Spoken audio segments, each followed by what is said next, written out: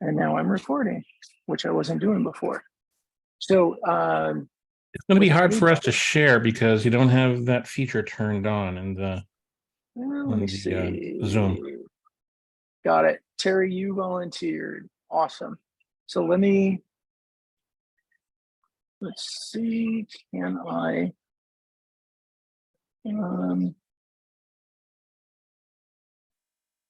let's see. There we go. I think I have it now set to host and oh, does that say panelist or guest? Let me see. Sorry, guys. Host and panelist. Okay, so let me do this. Terry, I am going to, I can't. Can I change you? I can't. Gosh darn it. Okay, guys, you know what I'm going to do? I guess I could have thought it about checking those settings.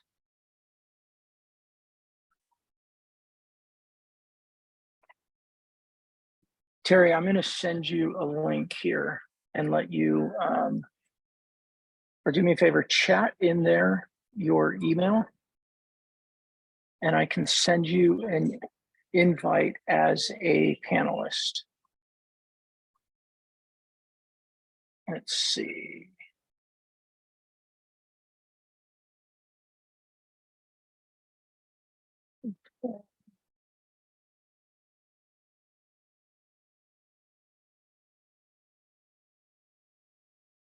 Find you in here. Let me see if I can do it here. I'm sorry, everybody. There's Terry.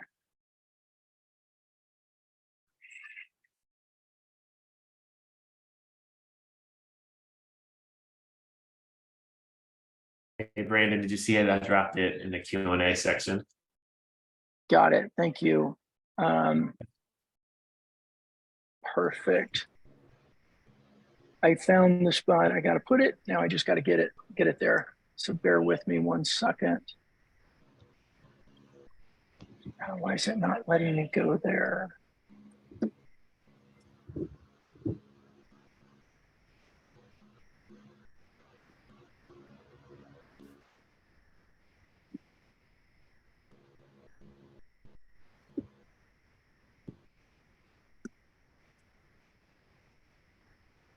All right. Terry, you should have an email any moment now inviting you to be a panelist.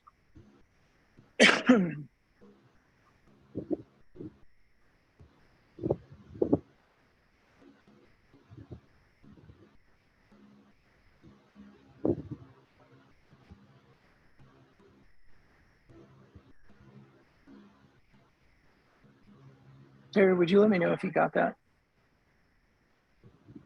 Yeah, it just came through, so I'm going to join. Okay, perfect. All right, well, sorry about that for everybody who's in. I see there's 6, 7, 8 of you, something like that in there. Oh, somebody, oh, that was Terry leaving and coming back. Perfect. So what I am doing today, and there is Terry, there you go. You should be able to share your screen now. What I did is I asked for a volunteer. I want to go through LinkedIn profiles. I get asked this a lot, like, what should I do with my profile? And there's a lot that you could do. And I think that there is there's a minimum that you should do. And there's 5 key areas, and we'll talk about those today. I unmuted everybody, so if you have questions, let me know. And Terry will be doing some of this work now, so you can always throw it in the chat as well. But I want to make sure I'll be able to answer your questions also. So anybody have questions before we get started? Nope. Awesome. Okay, so thank you for pulling up your screen, Terry, and doing this.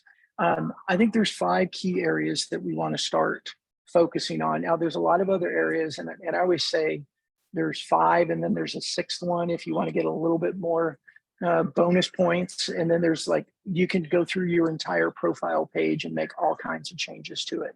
But the 5 key ones that I want to start with every time is we start with the banner at the top, which Terry, looks like you have a really good one already. We have your picture. By the way, on your profile pictures, the concept of the profile video is going away. LinkedIn is getting rid of that here, maybe another few weeks to a month. I can't remember the exact date. So if you don't have the video, don't worry about it. It's going away anyway. Our headline is super important, especially when we become more active in commenting, because the notifications that people see is our name, our picture, and our headline. So there's the 3. And then I believe our about section and the way that we talk about our current job are the 5 most important places that we need to look at on our profile to just get started. Right now, we can go deeper than that. And the bonus 6th one is your recommendations. So the bonus one would be, thank you, Terry, for doing that. You're like an awesome Vanna White over here. He's going through that. The recommendations, they're important. And I think they're critically important. However, I know it overwhelms a lot of people to go out and ask for recommendations. But what I found is a technique of going and asking people for recommendations with an offer to give them a recommendations. And if you go out and get like 5 to 6 of them, the preview window in LinkedIn shows the first 3 anyway. So if you at least get 3, it appears full. But it's always nice to have a second page, because if they look at it and there's only 3 and there's no second page, they can kind of tell it's only 3. But once you get over 3, you get into a second page. I feel like it's just an optics game at that point. But that's all I'm going to say about recommendations. So let's go up to the top, Terry.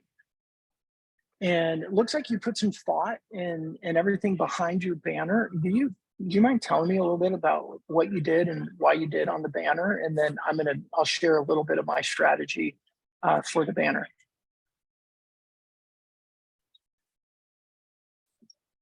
Let's see, Terry. Okay, I'm sorry. There you are. Can you... Yeah, gotcha. Thanks for volunteering, by the way, Terry. Absolutely. Thank you for allowing me to volunteer. So I guess the backdrop on this is my LinkedIn profile right now is kind of in transition, because I've had updating it on my to-do list for probably about a month now. So like initially I was using my LinkedIn primarily to target fractional leadership professionals to get them inside something I call the fractional council. So I wanted to make sure when they saw my LinkedIn profile, it was speaking to that.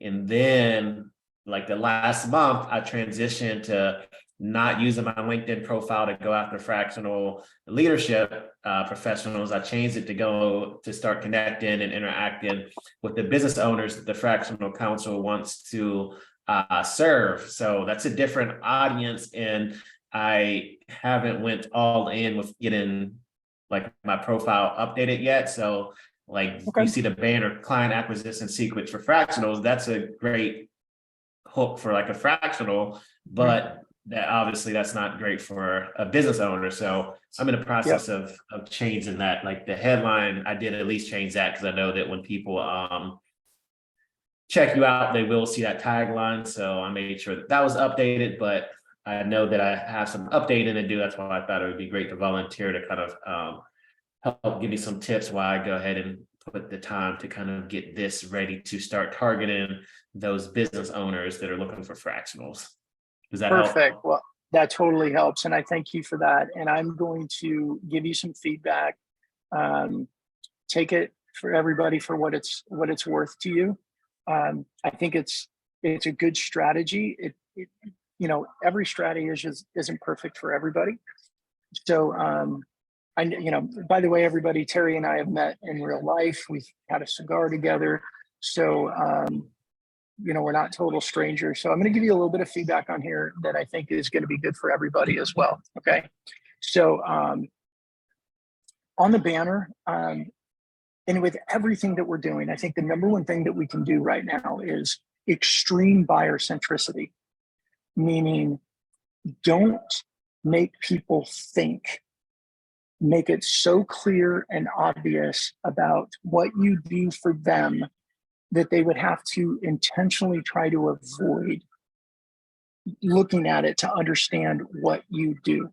So here's the example, and a mistake that I made recently, and it was like right there glaring in front of me.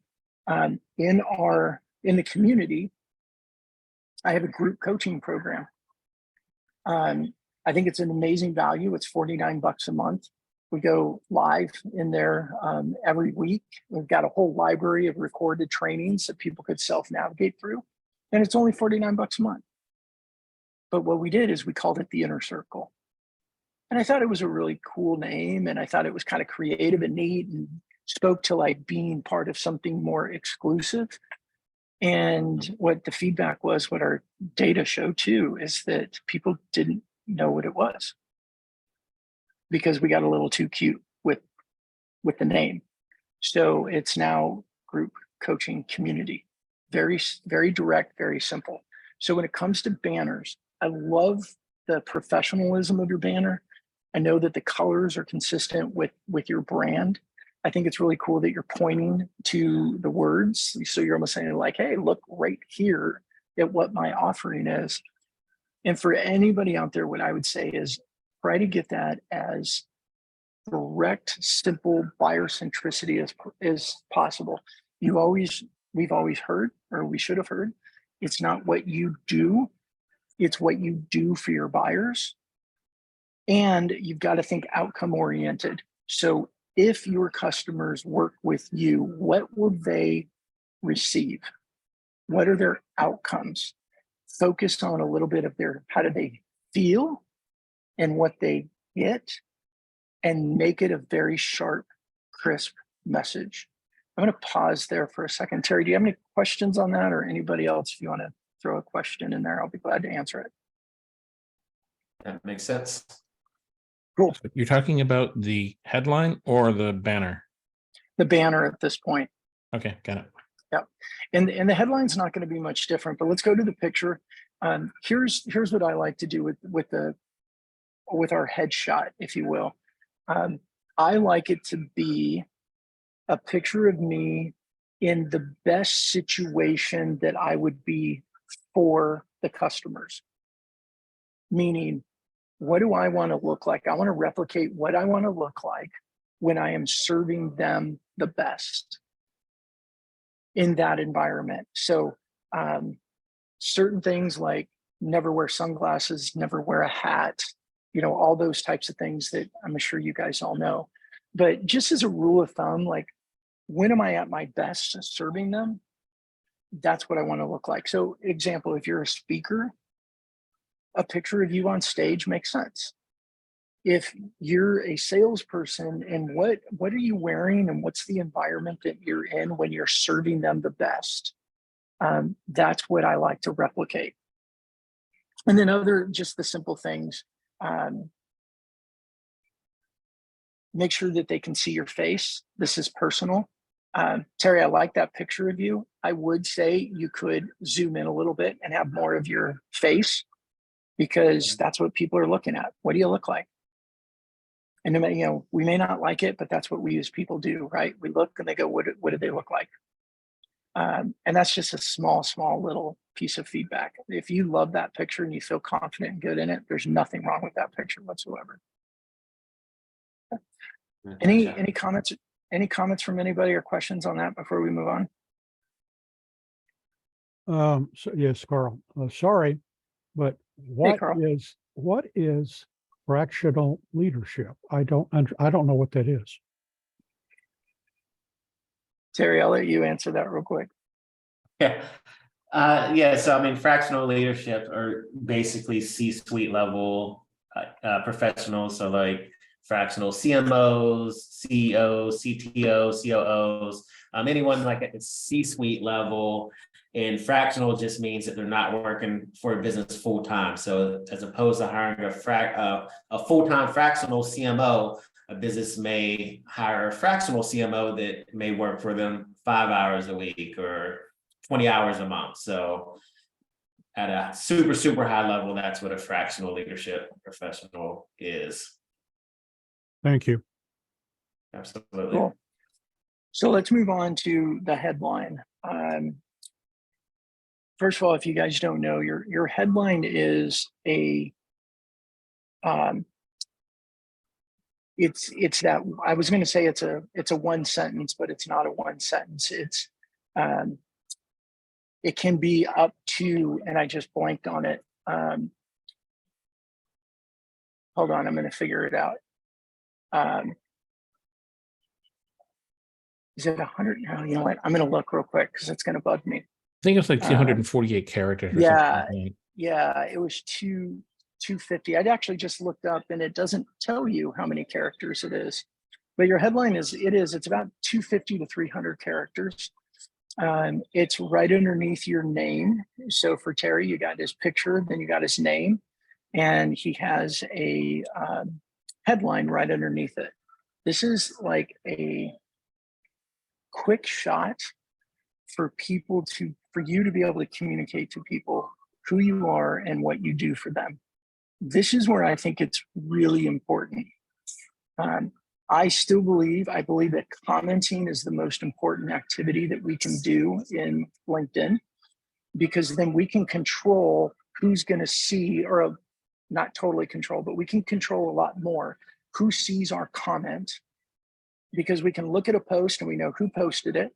We can look at a post and see all the people that have liked it already, and we can see all the people that have already commented on it. So if we comment on that, then all of those people have an opportunity, a much more highly likely opportunity to see us, and they would see your picture, they would see your name, and they would see the first part of your headline right inside your comment. Now, some of them may even get a notification. Now, when we comment, most of them will get a notification. And I use terms like some and most because I don't want to say all, because I can't control the LinkedIn algorithm. But here's overall what we see. When you comment, they're sending notifications to everybody that's liked it and commented on that post and the person who published it. And it makes logical sense because LinkedIn wants all those people coming back into LinkedIn. So they'll even send them an email from LinkedIn. Like go check your email and you'll see these. LinkedIn send you an email and it will say something like, Butch Nicholson commented on a post that you liked. And it'll show his comment, it'll show his picture, his name and his headline, and then a big blue button that says, click here to join the conversation. So if we're going to leverage and take advantage of that, and the more we comment, the more those notifications get triggered to hundreds and thousands of people every day. If you go out and comment on 20, 30 posts, you're going to get that in front of hundreds of people every day. If you go do that on popular posts, you may get in front of thousands of people every day that see your face, see your name, and see your headline. So you can write that headline. And one of the things that you can do that helps a lot is go comment on something and then look at your comment and see which portion of your headline gets displayed. And you'll know how many characters you have that it'll show, because it doesn't show your entire headline. You know, it gets to the end and it's got the ... So strategically look at that and keep going back and forth with your headline to see what it's going to show, because then that is what people are going to first see about you when you start commenting more often. I'm going to pause. I know I kind of threw a lot at you guys there. Any comments on that or feedback? Nothing. Okay. So let's talk about. I was going to say I don't have any feedback about that, but I'm not sure who made the comment, but it was a great one about them not knowing what fractional means. And obviously, like some of the people that I'm connecting with, they may not know what fractional means. And I'm trying to help educate them on what it means, but it's kind of like part of the naming convention. So like, would you like Yeah. try to avoid using it because you're confusing people, where it's really something that you want them to understand? What's your thoughts, in these Yeah. type of situations? Here's what I think overall is take your headline and try and get it in front of like 10 people as, 5 people, 10 people as a starting point, and just say, hey, I'm trying to upgrade my LinkedIn profile. I've written this as a headline. I would be curious what your feedback is, what you think about it. And by the way, if you wanted me to do the same thing with, your profile and help you refine yours, I'll be glad to do that. Right? Make yourself useful to them as well. But I would go out and try to get feedback from customers and find out what their feedback is. What do they think about it? Does it speak to them? The other thing I would do is go into our Social Selling 2.0 community and put it in there and ask people, hey, I'm going to change my headline to this. What's your feedback? You can, if you're part of our group coaching program, you can do it in there and get feedback from people. That's the way I would go about trying to get feedback. Well, thank you. Okay. And as far as the headline, again, super uber focused on buyer centricity. Don't make them wonder. Be as direct as you can. And if you guys look at my headline right now, I just recently changed it. And I'll be honest with you, I don't like it. It's too long. I think I was trying to do too much. But one of my best producing headlines was one that I said, my kids told me that I have resting dick face, and I didn't spell it all out. I wrote D and then I did, 2 symbols and a K. And I said, so I changed my picture to one with the great big smile. And I just wanted to test it.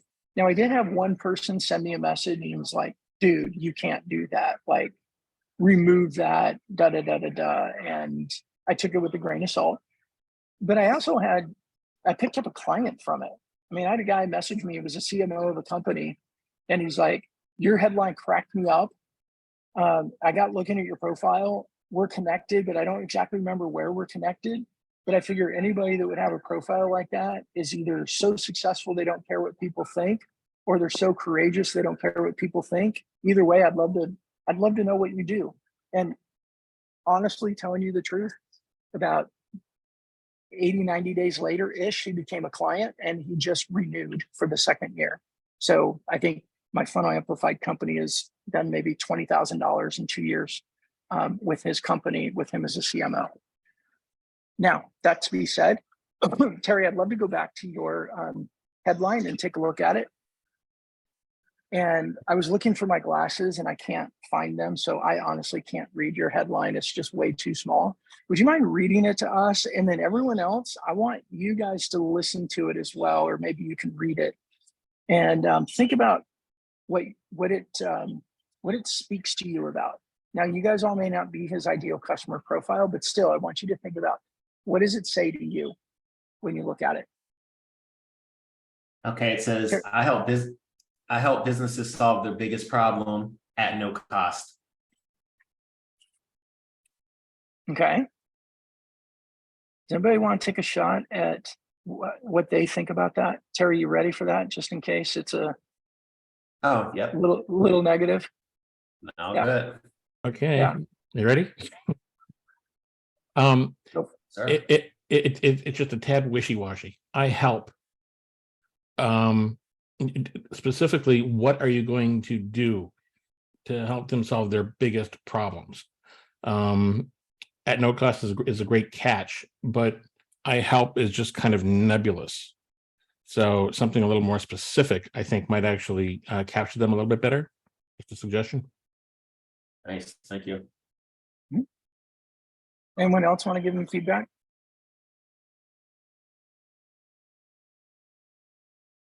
Okay. Terry, here's my feedback. Number one is, I think that LinkedIn has become a sea of sameness. You guys heard me use that term before. There's a lot of people out there that are like, this is how you do things, and everybody kind of follows suit.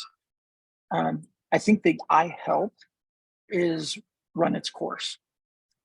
it's so used now that I don't think it has the effect that it used to have. I think when it first came out, it was really great. It stood out. People were like, oh, cool, I help. And you say a sentence, and it was great.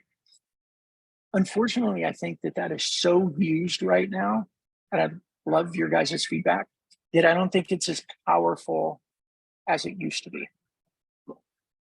The second thing I would say is I believe, and this is where my current headline, I don't love it because I got more tactical. And it was what I moved away from, and I actually liked it. I think being a little bit more human captures attention, right? A little bit more human makes people stop and go, huh? What does this guy do?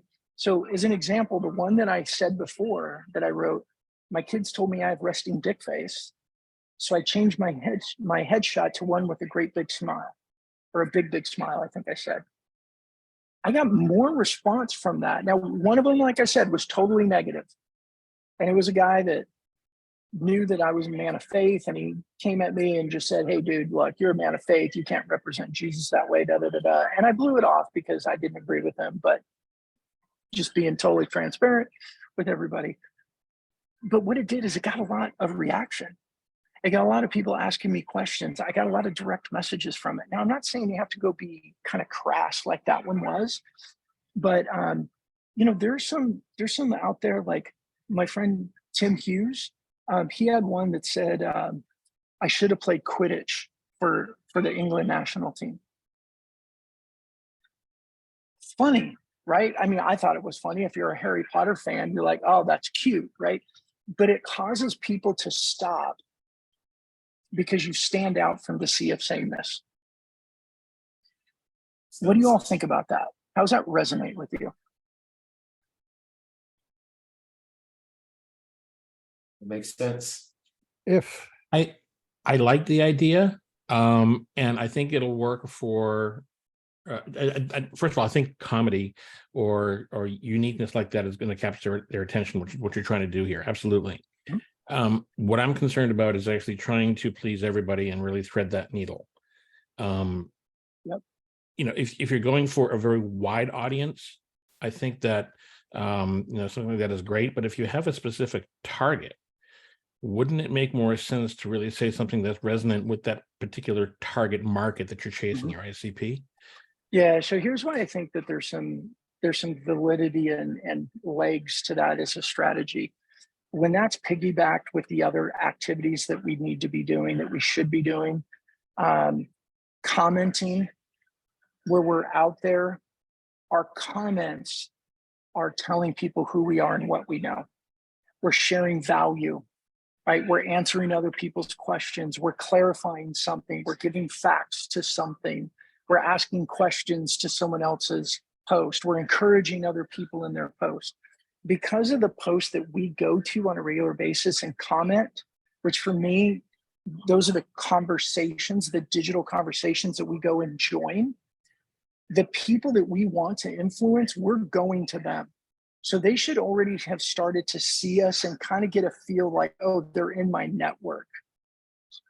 Therefore, I believe that that type of strategy can work. Now, you'll notice what I did with mine recently is I moved my Jeep Guy Data 5 to the end of my headline, and I focused more of like what I do, and I'm testing it.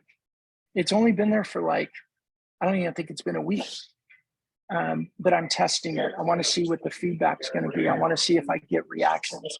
But there's part of me also that knows if I do something there that gets people responding to me, they're probably going to be the people that I'm already engaging with and being in front of. And so as long as I capture their attention and it creates a conversation, a direct message or something, then I feel like it's won. That's my opinion. I would say the best thing to do is try things. We're not married to our headlines. So try a few things and see how it works. Try it and send it to a few people and go. I mean, I love using stuff like this as an opportunity to get in front of my prospective customers. Like, hey, you know, Rich, I know you're super busy, but I got a favor to ask. and I'd be glad to reciprocate anytime, but I'm testing out a new headline. And I'm curious if you give me feedback on what you think about it. Would it capture your attention? Would it make you think about talking to me, whatever it may be? And then offering like, hey, if you want me to ever take a look at things on your profile, I'd be glad to do that too. Anything along those lines, man, it's another reason, it's another way to have conversations with people that we want to talk to without being about us and our business, or about being about our business anyway and our product offering. Any comments or questions on the headline before I move on? Terry, this is Carl again. Your graphics are great. I really like the graphics. Your finger pointing to the text, that really caught my eye. Hey, yeah, it's cool. Thanks. Question though, and I really have, Brandon says, don't make your prospect think. My question, well, who is your ideal client and how are you going to solve their problem? And I was thinking that maybe that could be conceptualized in a few words on your banner with your photograph and you're pointing to the text. I still don't know who's your ideal client and how do you solve their problem? Can you comment on that? Yep. Absolutely. Yeah. So, excuse me. It is right now, it's still probably a little bit more broad than I want it to be, as we figure out like who we serve the best, who converts the best. But basically, it is small businesses that are between 1 to 10 million in revenue and between 10 to 50. Probably not 50, probably between 10 to 25 employees.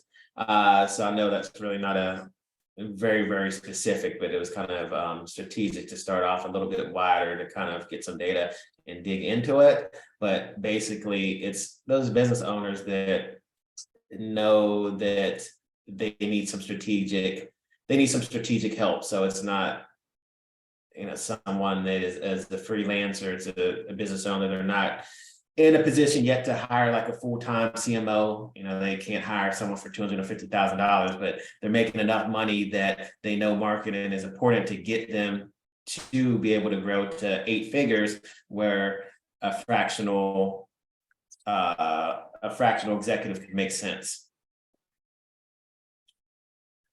Okay, all right, that helps, sure.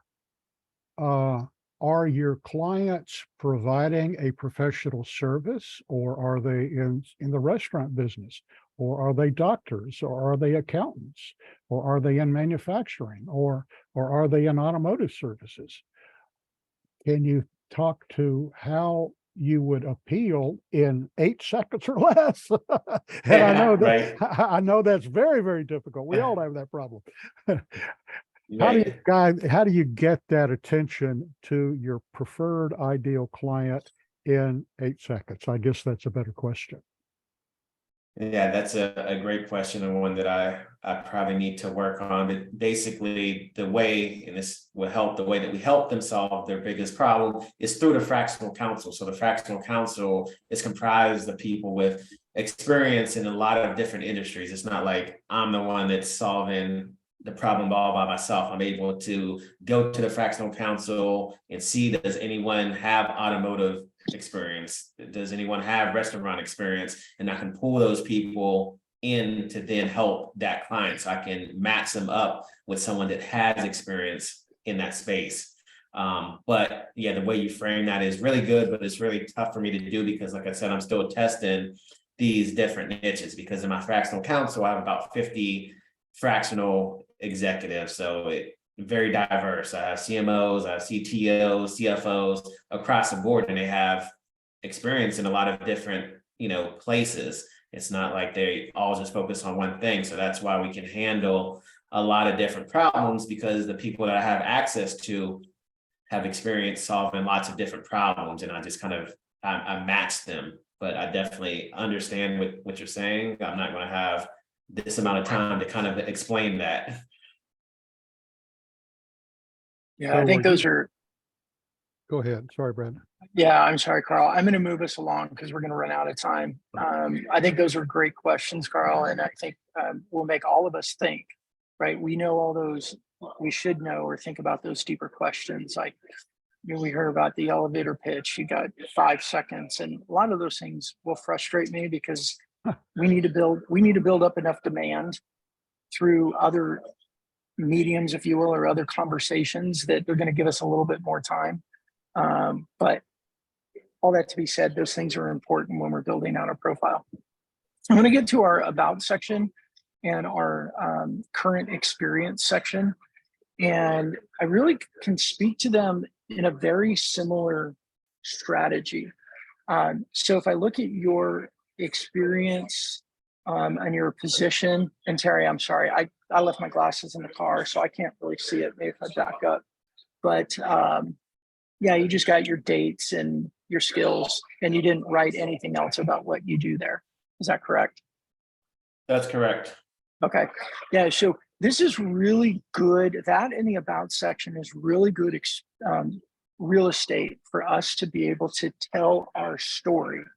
And the key here, I think, for everybody is think more narrative and less resume, right? We see a resume, we get bored, we just kind of go, okay, great, you're awesome at what you do, and we check out, to be honest. But we have an opportunity here, and think about our society, like we are a storytelling culture. Like we read books, we watch movies, we watch sitcoms, we watch series, like we love story. So if we can approach these about and our experience from that lens of being a narrative. And here's the tactic that I like to take. Think about a question like, if I said, hey, Terry, tell me about your role. Like, you and I the other day, we had a cigar together. We sat down and I said, hey, Terry, tell me about you. You didn't go into like, boom, boom, boom, your resume. You didn't speak in bullet points. You started telling me a history.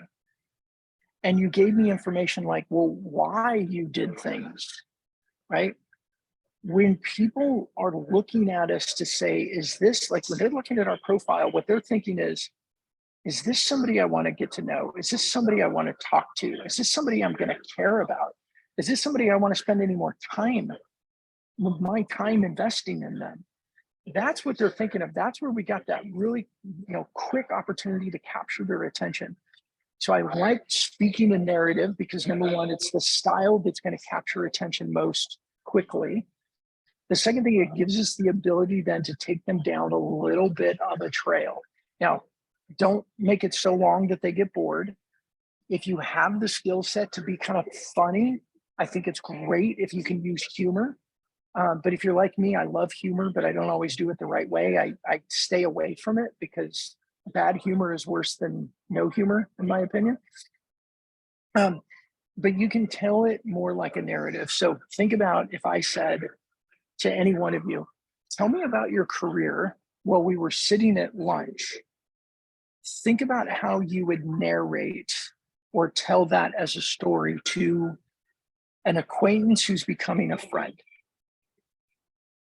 And do the same thing with your experience. And here's some key things I would want you to think about. Why do you do what you do? What is it that you like about what you do? And how did you get to do what you do? The reason those are so important is they're interesting. It's what makes you you. It's what makes you unique about you. And they're things that our human hearts attach to because those are things that we care about. If you think about a lot of the movies that we watch, in the first few 10 minutes, 5 minutes of the movie, they're doing character background, right? They're setting up the person. They're working on us getting emotionally involved with characters. Whether they want us to love them, they want us to hate them, they want us to whatever with them. They spend that first bit of time developing character, and they're attaching or seeking to capture our emotion towards them. And guys, we're in sales, and sales is emotion. And so we want to do the same thing with them when they start looking at our profile. Now, bring on the questions or comments about that, especially with an all male crowd. This is going to be interesting.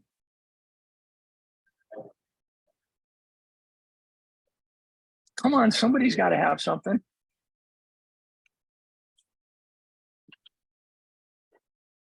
All Well, right. I put it in the chat, but I'll verbalize it.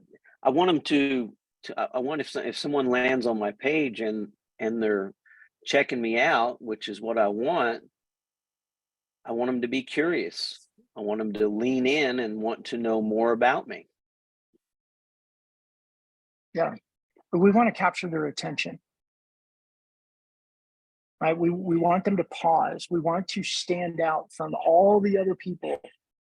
You want to do a real humbling exercise? Go look at look at your title, and then go do a search for that title in LinkedIn and see how many tens of thousands of people have the exact same title as you. That's the sea of sameness. And then you think about all the ones that are calling on your customers, and you're the sea of sameness with them. So how do we stand out? How do we get them to pause for a minute and just take a little bit of a longer look? And if we can get them into that narrative play, so they start reading about us and it's interesting. It's like, oh, because it's like, well, you know what? When I went to school, I thought I wanted to be this because I really thought it'd be great to be a doctor. But when I was in school, I realized that I was going to faint when I saw blood, and well, that didn't work out. And so, things like that are more narrative, will capture people's attention. They get them more emotionally involved. It kicks in their serotonins and their dopamines. And then they apply that serotonin dopamine effect into us. And they're like, huh, I want to get to know this Dave Tegmeyer guy. He seems pretty neat. Like, he's a guy I'd like to have a beer with. That's the goal that I go for with these. Now, it's all going to be refined with your ideal customer profile and who they are and what's going to resonate with them. However, at the bottom, at kind of the core of it, we're all human beings and we all run with our emotions to a point, and we all make decisions from emotion more than fact. I mean, that's just the fact, right? We make decisions with emotions and we support it with fact to make sure that we feel good about the decision that we made. So beyond an elevator pitch, how many minutes or hours should we devote to tell me more? After assuming, your elevator pitch has piqued some attention. Tell me more. How long should that be? 1 minute, 30 seconds, 3 minutes? How do you judge that? Yeah. So here's my strategy, and I think that's a great question. And if you've looked at my prospecting model, the framework is part of our Social Selling 2.0 blueprint, the prospecting model. That first conversation that we get with someone, like, we work really hard through commenting and demonstrating that we're in their network, and we comment 3 times, and then we send a connection request, and it's very strategically crafted, and then we try to get them on a call or a Zoom or a Teams or whatever. My style, Carl, is that initial call, I want to be so focused on them and who they are that I want to say as little as possible. I see that first conversation, and I learned this in my very first sales job. I had a guy that told me, he's like, Brandon, you need to look at sales conversations like hot potato. You don't want to be touching the potato, because when the music stops, you don't want to be holding it. So you're constantly pitching it back to them by asking open-ended questions so that they talk more and you talk less. So for me, Carl, when I'm on that initial call and they say something like, well, Brandon, what do you do? My goal is less than 5 seconds, ended with an open-ended question, and then I zip my lip and I do not say the next word. That's my strategy, and I can explain more why I do that and all the effects and all that stuff. We can talk about that in the group coaching section, but we're also out of time today, and I got to move to to a next thing. I'm so sorry. I just looked at the clock. I'm like, we went over as usual. Well, what you said makes But go sense. ahead, Carl. Go ahead. Let me let you respond to that. I didn't mean to be rude. I just saw that I was late. No, that's okay. Time is ticking. Yeah, no, that makes sense.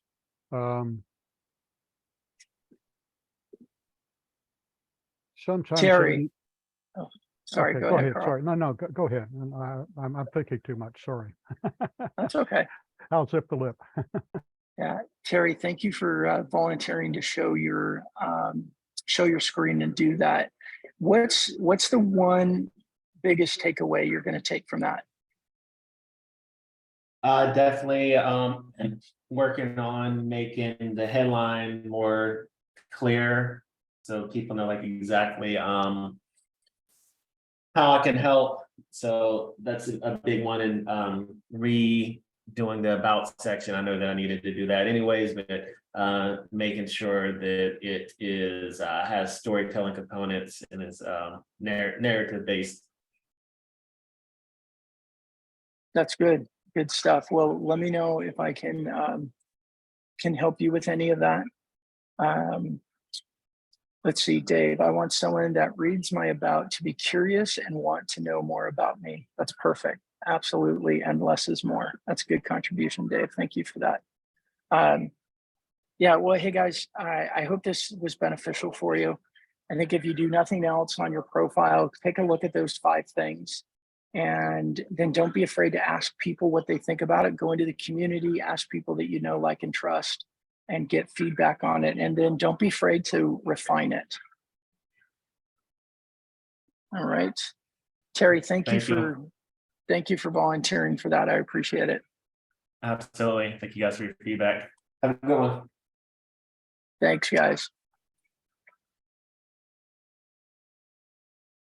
Thank you. You're welcome. We'll see you next week, guys.